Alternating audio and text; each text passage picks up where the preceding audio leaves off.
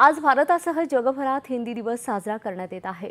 हिंदी भाषेचा प्रसार व्हावा, बोली भाषेत तसंच व्यवहारात वापर वाढावा आणि भाषेचं संवर्धन व्हावं या उद्देशानं हा दिवस साजरा केला जातो। हिंदी दिवसानिमित्त केंद्रीय गृहमंत्री अमित शहा आज गुजरातमध्ये आयोजित अखिल भारतीय राजभाषा संमेलनाला संबोधित करणार आहेत। हिंदी दिवसानिमित्त अमित शहा यांनी देशवासियांना शुभेच्छा दिल्या आहेत।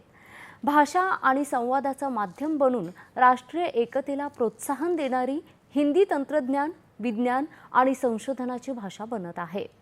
स्वातंत्र्य चळवळीपासून ते आणीबाणीच्या कठीण काळात देशवासियांना एकत्र बांधण्यात हिंदीनं महत्त्वाची भूमिका बजावली आहे। सर्व भाषांना एकत्र घेऊन विकसित आणि भाषिकदृष्ट्या आत्मनिर्भर भारताच्या निर्मितीत हिंदी ही महत्त्वाची भूमिका बजावत राहील, असं अमित शहा यांनी आपल्या शुभेच्छा संदेशात म्हटलं आहे। अहमदाबादमध्ये वीर सावरकर क्रीडा संकुलाचं उद्घाटनही अमित शहा करणार आहेत।